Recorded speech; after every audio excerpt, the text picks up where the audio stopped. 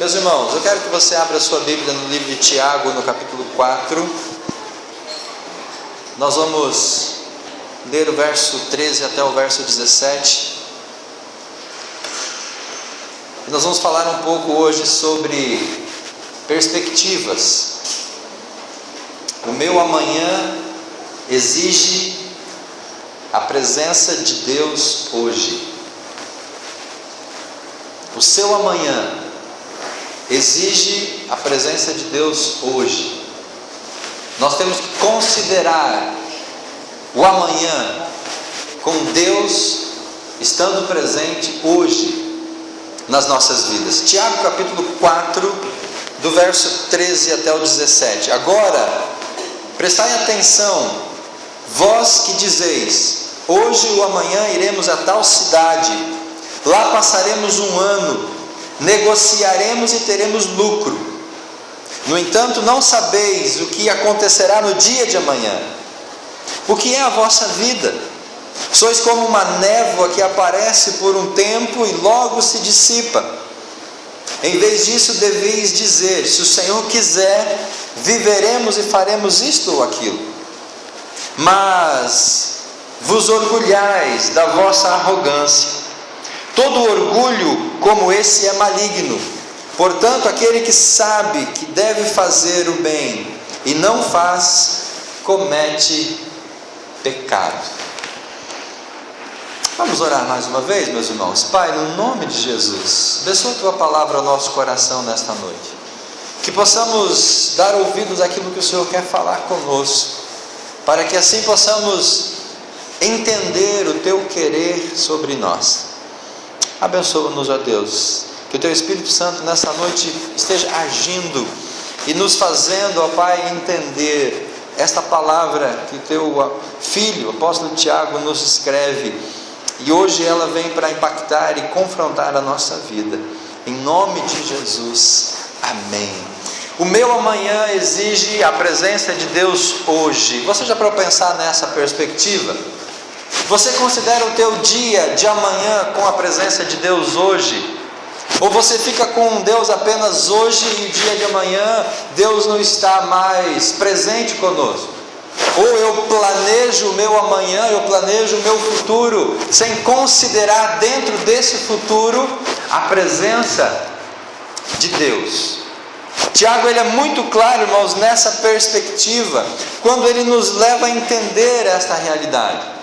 Eu preciso colocar Deus hoje para que Ele esteja presente no meu amanhã. O meu amanhã, Ele vai exigir a presença de Deus na minha vida hoje, para que nós possamos então conviver na presença de Deus todos os dias. A introdução desse texto, Tiago começa dizendo no 13: agora prestai atenção. Esse chamado à atenção é o mesmo início do capítulo 5, versículo de 1 a 6, onde ele fala: agora prestai atenção. E esses dois blocos, tanto o verso 13 ao 17, quanto o capítulo 5, do 1 ao 6, eles têm a mesma perspectiva, eles têm o mesmo tema, eles têm o mesmo assunto. Tiago vai tratar de riquezas, Tiago vai tratar de coisas materiais, Tiago vai tratar de bens materiais. E ele então faz uma crítica às pessoas que, em função dos bens materiais, deixam Deus de lado. Tiago vai trazer, irmãos, essa perspectiva para um grupo de pessoas dentro daquele contexto que, por conta dos seus bens materiais, estavam deixando Deus fora das suas vidas. Eles estavam simplesmente excluindo a presença de Deus do seu dia a dia, das suas decisões, das suas escolhas, porque essas decisões e essas escolhas estavam mais pautadas nas questões materiais. Então Tiago vem trazer esse texto justamente para chamar a atenção. Ele fala no verso 13: hoje e amanhã nós vamos para tal cidade, lá nós vamos ter lucro. As pessoas faziam isso, as pessoas pensavam isso, elas estavam tão seguras de si, que elas projetavam planos sem considerar que talvez o amanhã nem fosse uma realidade. Não é a riqueza das pessoas que Tiago critica. Deus não é contra a riqueza, Deus não é contra você ser próspero, Deus não é contra você ter bens materiais. Tiago está criticando, irmãos, é o orgulho, a arrogância, a ostentação, a vaidade. Tiago está criticando justamente essa postura diante do ter. Ele está justamente nos levando a pensar e a refletir de que o ter não pode alterar a minha condição e o meu caráter. Se você tem muito dinheiro, amém, glória a Deus, você é um abençoado do Senhor. Agora, essa riqueza não pode mudar o seu caráter. Essas pessoas faziam planos de viajar, de negociar, faziam planos, e nesses planos eles não incluíam a presença de Deus. Eles estavam tão seguros que tudo aquilo que eles planejavam iria acontecer, que eles nem cogitavam a presença de Deus nas suas vidas. E Tiago então exorta esses homens a mudar a sua atitude. Ele chama esses homens que estavam pensando em negociar a rever a sua atitude. Verso 17: aquele que sabe fazer o bem e não faz, comete pecado. A primeira questão, irmãos, que o texto me ensina está no verso 13. E o texto me ensina aqui eu não devo planejar sem ter Deus nesses meus planos. Eu não posso planejar sem Deus estar presente nesse planejamento. Agora prestais atenção, vocês que dizem: hoje ou amanhã eu vou para tal cidade, eu vou passar lá um ano, eu vou negociar e eu vou ter dinheiro. Quando nós planejamos sem colocar Deus dentro desse planejamento, nós estamos sendo orgulhosos, arrogantes, vaidosos. E é justamente isso que Tiago chama a atenção. Você já ouviu falar do Titanic? Segundo os construtores, nem Deus afunda o Titanic, mas ele afundou na primeira viagem, na viagem inaugural.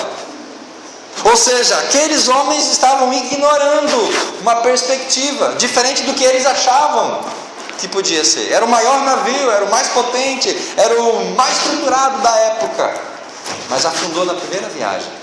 E quando nós planejamos dessa forma arrogante, nós vamos afundar também. Independente do plano, pode ser coisa simples, pode ser planos mais corriqueiros. Se nós excluirmos Deus desse planejamento, irmãos, nós vamos afundar.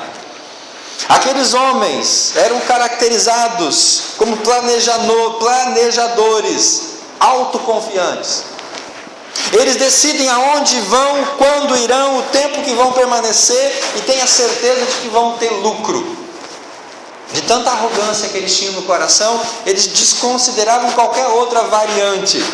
No primeiro século, havia e houve um grande movimento comercial naquela região onde Tiago estava. E muitos judeus, eles escolhiam a cidade onde eles iam morar, pensando na perspectiva de negócio e de lucro que eles poderiam ter. Não importava se aquela cidade seria uma cidade que traria prejuízo para eles como servos de Deus, mas eles estavam preocupados no lucro. Eles estavam preocupados no quanto eles iam ganhar. O que determinava a sua morada, o tempo e aonde eles iam estar era a possibilidade de ter, de lucrar. Nos nossos dias, as distâncias são maiores. A globalização criou um mercado único. O que se negocia hoje era diferente daquele contexto, mas o objetivo é o mesmo: lucro, dinheiro, money. As pessoas hoje vivem em torno disso. Mas isso é errado? Não.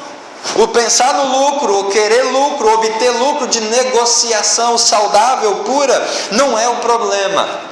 O que Tiago está dizendo aqui, irmãos, nesse contexto, é que quando a pessoa ela se dedica demais a isso, ou quando a pessoa pensa demais nisso, ela foca a sua vida nisso, ela se torna como pessoa vulnerável. Porque toda a atenção está nessa perspectiva. E tudo isso envolve o que? Um planejamento sem a presença de Deus. O que você tem planejado na sua vida?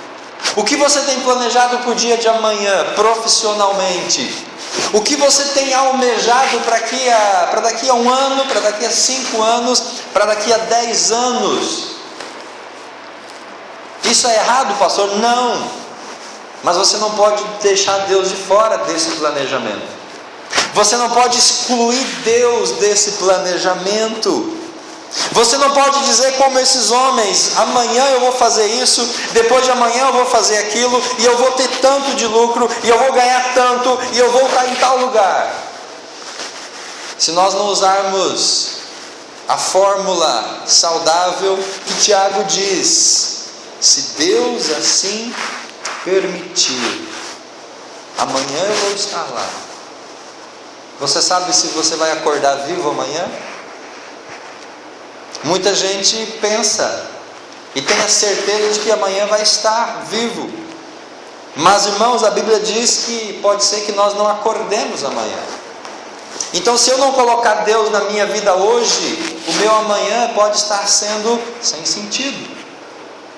O meu dia a dia, a minha vida, os meus projetos, eles precisam estar em concomitância com a vontade de Deus.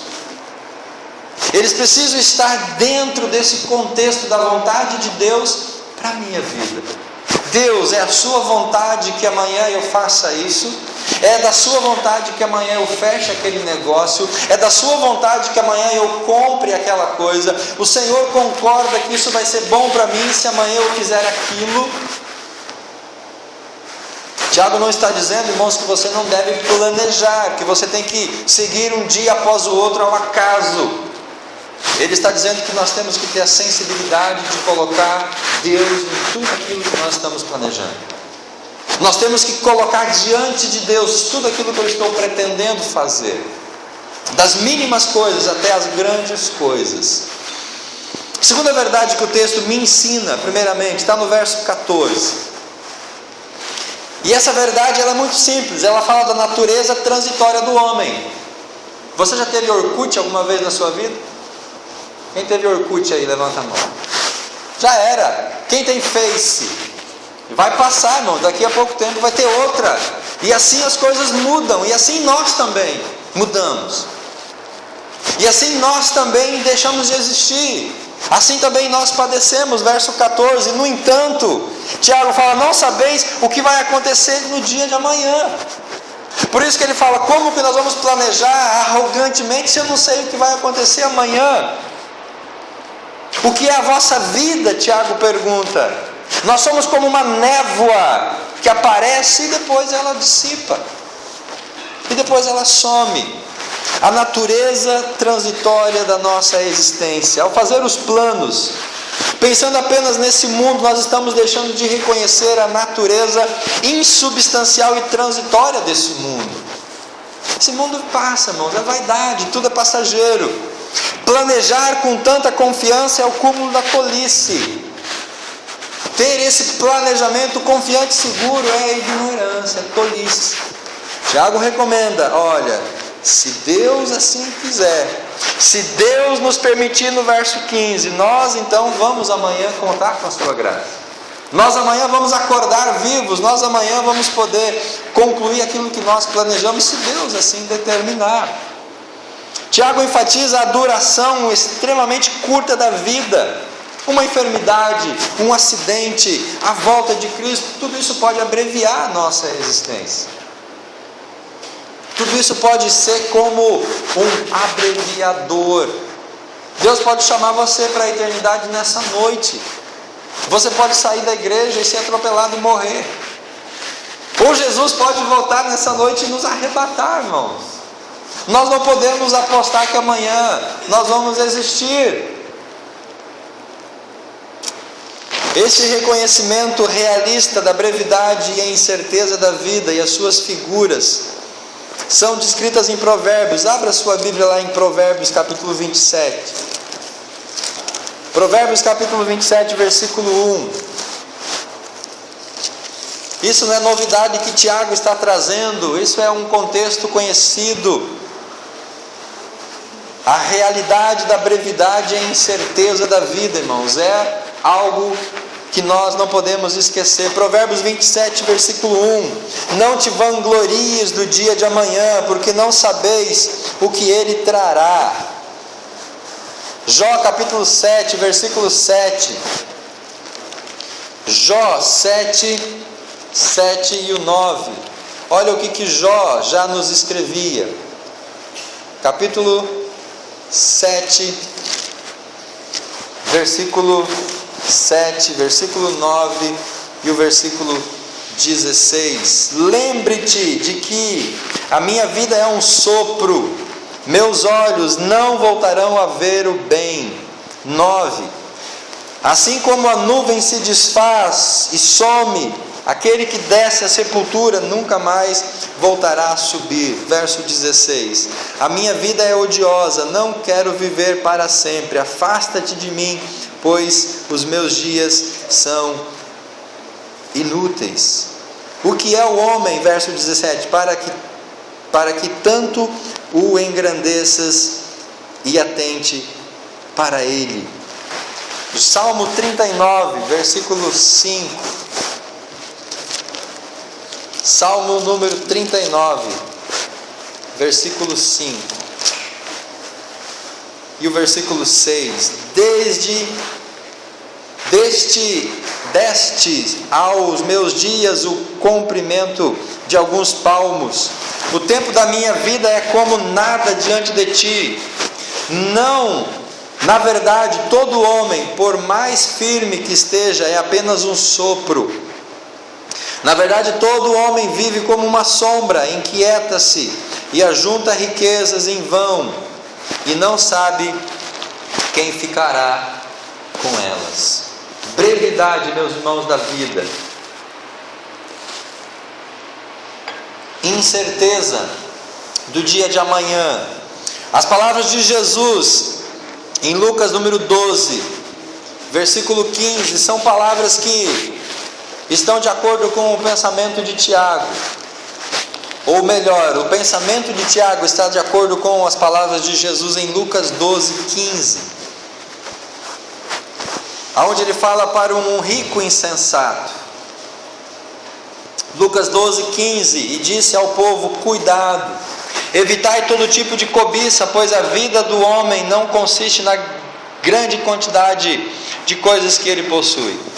Então propôs uma parábola dizendo: o campo de um homem rico havia produzido com fartura, e ele pensava consigo: que farei? Pois não tenho onde guardar o que colhi. Então disse: vou fazer isto, vou derrubar os meus celeiros, vou edificar outros maiores, e neles vou colocar todo o meu cereal e os meus bens. Então direi a mim mesmo: armazenaste muitos bens para vários anos, descansa, como bebe e alegre-te. Mas Deus disse: insensato, esta noite pedirão a tua vida, e o que tens preparado para quem será? Assim é aquele que ajunta tesouros para si, mas não é rico para com Deus. Meus irmãos, a nossa natureza, ela é transitória, ela é passageira, ela é instável.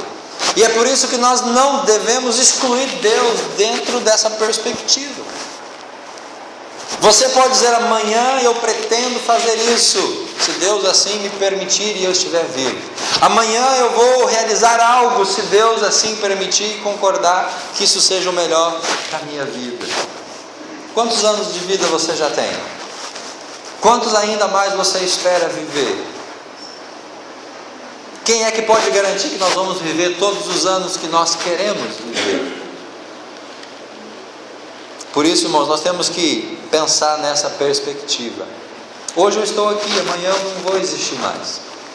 E se eu não colocar Deus na minha vida hoje, o que será do meu amanhã? O meu amanhã exige a presença de Deus hoje. Terceira verdade que o texto nos ensina está no verso 15. É a submissão à vontade de Deus. Tiago capítulo 4, verso 15.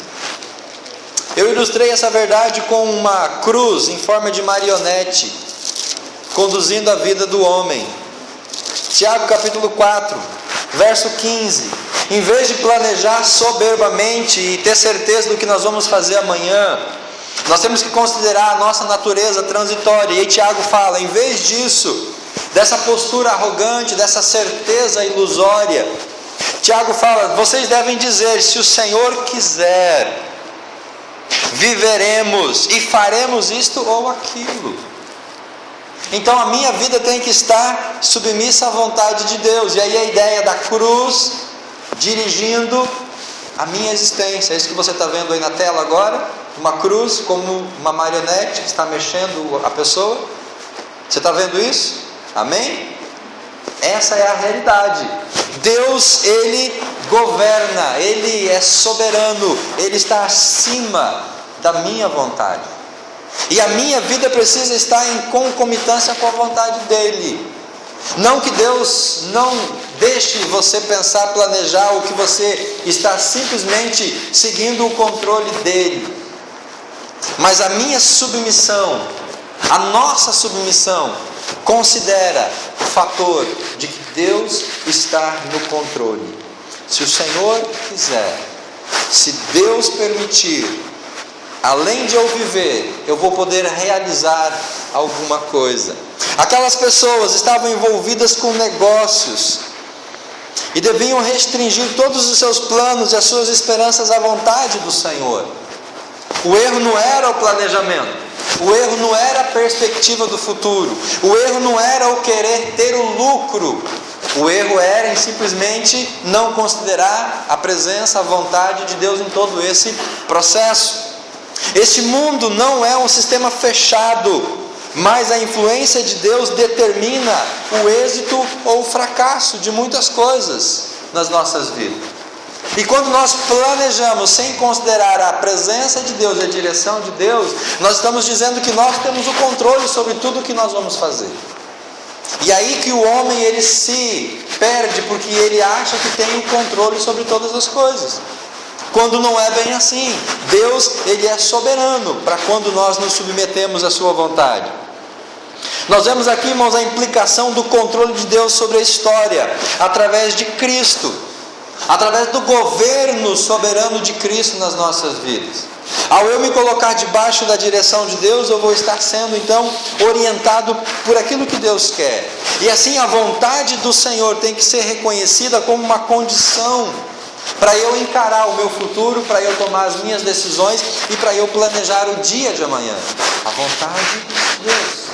Qual é a vontade de Deus? Qual é o plano de Deus para a minha vida? Atos capítulo 18, verso 21. Tiago, ele nos leva até o apóstolo Paulo. Atos capítulo 18, verso número 21. E o apóstolo Paulo foi um homem que jamais considerava qualquer decisão sem a direção, a vontade de Deus. 18 de Atos, verso número 21. Diz assim o texto: antes, despediu-se deles dizendo: se Deus quiser, voltarei para vós. Então, embarcou e partiu para Éfeso. Romanos capítulo 1, versículo 10. Romanos capítulo 1, versículo 10. Pedindo constantemente em minhas orações que agora, de algum modo, pela vontade de Deus, haja boa ocasião para visitar-vos. Pela boa vontade de Deus e não minha. Em uma situação, Paulo queria ir pregar o Evangelho numa determinada cidade, mas a Bíblia diz que o Espírito Santo impediu ele de ir e mandou ele para outro lugar. Quando nós estamos submissos, irmãos, à vontade de Deus, nós vamos ter essa perspectiva, o princípio de não fazer nada sem a consulta e a permissão de Deus para a minha vida. Quando eu decido namorar, quando eu decido arrumar um trabalho, quando eu decido ter um filho, quando eu decido fazer qualquer coisa na minha vida, eu preciso colocar isso diante de Deus e perguntar a Deus: o Senhor está aprovando esse meu projeto de vida? O Senhor está aprovando esse meu planejamento? Eu posso dar prosseguimento a isso na certeza de que o Senhor vai honrar e é isso que vai ser o melhor para mim? Se nós fizéssemos isso, irmãos, nós quebraríamos menos a nossa cara na vida e no mundo. Se nós submetêssemos mais o nosso planejamento à vontade de Deus, nós erraríamos menos, sofreríamos menos e teríamos menos desgastes. O que Tiago quer não é criar um chavão. Se Deus quiser, então nós vamos fazer tudo se Deus quiser. Se Deus quiser, não é uma fórmula mágica. Tiago está considerando o controle de Deus sobre cada negócio específico nas nossas vidas. Não é uma fórmula mágica, mas é uma consideração pela vontade de Deus em nós. A última verdade do texto está no verso 16, aonde nós vamos ver Tiago dizendo qual é a raiz de todo fracasso. Qual é a raiz de todo fracasso? Mas vos orgulhais da vossa arrogância. Todo orgulho como esse é maligno. Qual que é a raiz do fracasso, meus irmãos? Orgulho. Você assistiu o Anderson Silva, né? Quando ele perdeu do Chris Weidman. Mesmo que ele disse que não, ele foi um pouco orgulhoso. Ele foi um pouquinho arrogante. Ele desdenhou um pouco o adversário. E por isso ele caiu. Por isso ele foi nocauteado. Por quê? A arrogância. E essa mesma perspectiva Tiago traz para nós. O orgulho, a arrogância é maligno. E essa é a raiz das nossas frustrações, das nossas decepções. Porque o orgulho não nos permite colocar o nosso projeto de vida debaixo da direção e da submissão de Deus. Tiago mostra que o orgulho arrogante é a raiz do fracasso em levar Deus em conta quando nós fazemos planos. Se nós estamos com o nosso coração orgulhoso, nós não vamos considerar Deus no nosso planejamento. Não vamos considerar Deus no nosso dia de amanhã. Não vamos considerar Deus aonde Deus quer que nós estejamos. E aí nós vamos planejar conforme a nossa boa vontade. Não, eu vou morar naquele lugar porque lá vai ser melhor para mim. Não, eu vou morar naquele lugar porque lá vai ser melhor para mim e para o plano que Deus tem na minha vida. Eu vou namorar com aquela pessoa porque aquela pessoa ela é melhor para mim. Não, eu vou namorar com ela porque ela é melhor para mim e eu vou ser também melhor para ela. Então, amados, tudo aquilo que nós fazemos tem que ter essa perspectiva. Eu vou trabalhar em tal lugar porque lá eu vou ganhar muito, lá eu vou ganhar bem. Não, eu vou trabalhar em tal lugar porque lá eu vou ganhar bem, mas lá eu vou ser luz, lá eu vou ser sal, lá eu vou poder levar a palavra de Deus. Quando nós tiramos o orgulho do nosso coração, nós consideramos a variável de Deus está no nosso projeto. É este o sentimento arrogante de autossuficiência e importância pessoal que João também vai condenar no livro de 1 João, capítulo 2, verso 16. 1 João, capítulo 2, verso 16. Olha o que João nos escreve. Porque tudo que há no mundo, o desejo da carne, o desejo dos olhos, o orgulho dos bens, não vem do Pai, mas sim do mundo. O mundo passa, bem como os seus desejos, mas o que faz a vontade de Deus permanece para sempre. Romanos capítulo 1, versículo 30. Romanos capítulo 1, verso 30. Voltamos ao apóstolo Paulo de novo. Capítulo 1 de Romanos, verso 30. Caluniadores, inimigos de Deus, insolentes, orgulhosos, arrogantes. Característica de quem é inimigo de Deus. Inventores de males, desobedientes aos pais, insensatos. Ele segue a sua relação. 2 Timóteo capítulo 3, versículo 4. 2 Timóteo capítulo 3, versículo 4. Traidores, inconsequentes, orgulhosos, malignos, amigos dos prazeres do que amigos de Deus. As pessoas não somente deixavam de levar Deus em conta ao planejar as suas vidas, mas também eles colocavam o ego na cadeira principal da sua existência. O eu toma o lugar central em vez de Deus ser o lugar central. Quando o eu senta-se no trono da minha vida, Deus se torna serviçal do meu ego. E aí nós vamos desconsiderar Deus em nós. O verso 17, irmãos, do capítulo 4 é um ditado popular, comum daquela época. Portanto, aquele que sabe o que deve fazer, ou se deve fazer o bem e não faz, está cometendo pecado. E Tiago traz essa questão aqui, usando isso para reprovar aqueles homens e dizer para eles que eles deveriam fazer o bem com o dinheiro que eles tinham. Colocar os seus bens em favor do benefício, do projeto e da perspectiva de Deus. Colocar os seus bens na disposição de Deus. Quando eles planejavam sem considerar Deus, eles estavam tirando isso da perspectiva de Deus. Então o meu dinheiro é meu, Deus não vai contribuir em nada para que eu possa aplicar o meu dinheiro. Tiago está dizendo, olha, se você sabe o que deve fazer, o bem, e você não faz, com as riquezas que você tem, você está equivocado. Além disso, ele acrescenta um incentivo a que se faça o que ele acabou de dizer. Sabendo o que é bem e deixando de fazê-lo, nós estamos pecando diante do Senhor. O que vemos aqui é que o pecado da omissão é tão grave quanto o pecado de ação.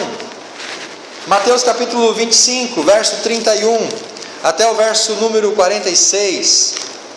Mateus capítulo 25, do verso 31 até o verso número 46. Jesus faz uma série de condenações. Mateus 25, 31. Até o versículo 46. Quando, pois, o Filho do Homem vier na sua glória. Mateus, capítulo 25, verso 31. E todos os anjos com ele, então se assentará no seu trono glorioso. E todas as nações serão reunidas diante dele, e ele separará uns dos outros, a semelhança do pastor que separa as ovelhas dos cabritos. E colocará as ovelhas à sua direita e os cabritos à sua esquerda. Então o rei dirá aos que estiverem à sua direita: vinde, benditos do meu Pai, possuí por herança o reino que vos está preparado desde a fundação do mundo. Porque tive fome e me deste de comer, tive sede e me deste de beber, era estrangeiro e vocês me acolheram.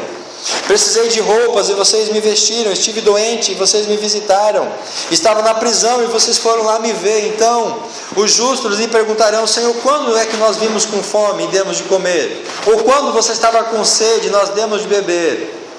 Quando te vimos como um estrangeiro e nós te acolhemos? Ou precisando de roupas e nós te vestimos? Quando te vimos doente ou na prisão e nós fomos visitá-lo?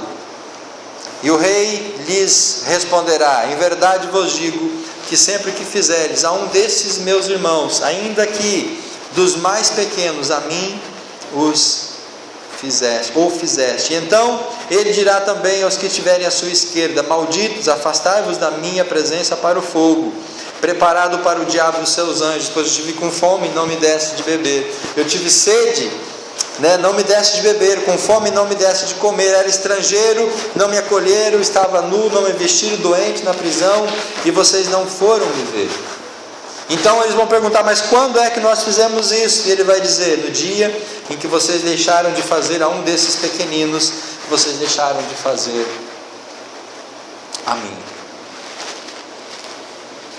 Nós precisamos considerar, meus irmãos, a vontade de Deus naquilo que eu vou fazer. Eu quero terminar trazendo algumas reflexões para nós nessa noite. Primeira delas: planeje o amanhã.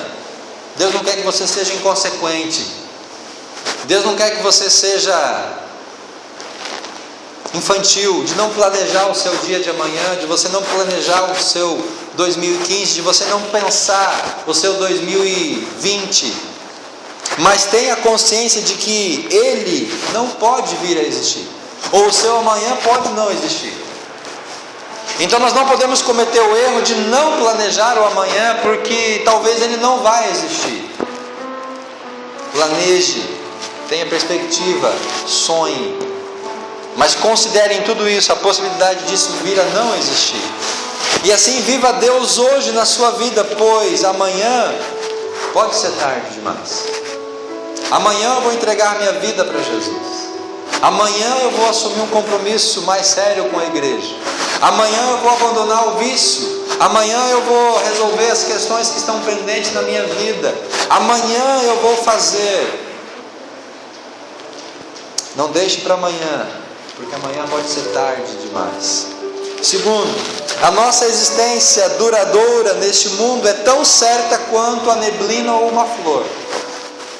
Você pode ter a convicção de que você vai estar vivo daqui a um ano, com a mesma certeza de que a neblina vai durar uma semana, ou uma flor pode durar um ano.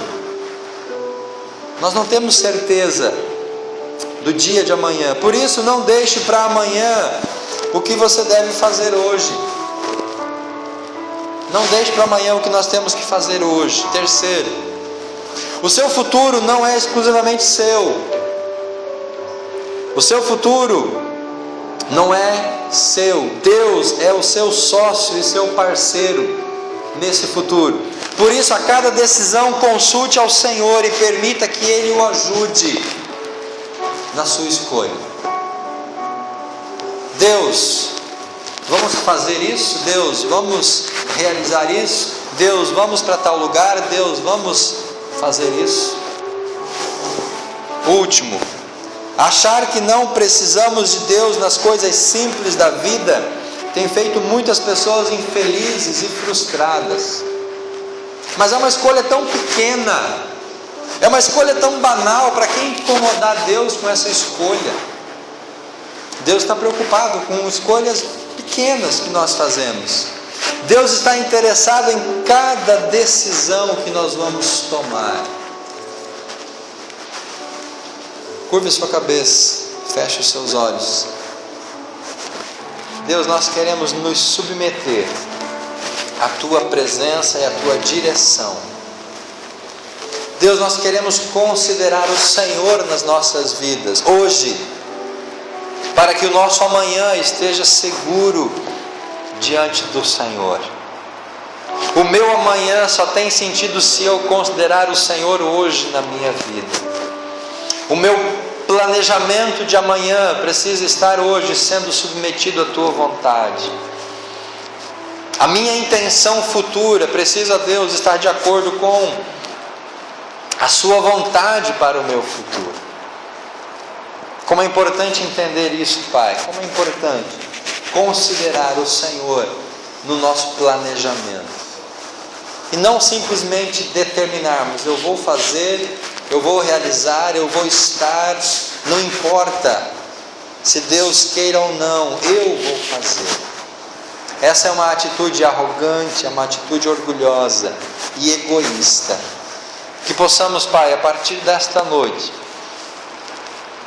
entender e voltar a este princípio de planejarmos o nosso futuro com a aprovação do Senhor nas nossas vidas. Muito obrigado, Pai. Nós oramos assim no nome de Cristo Jesus. Amém.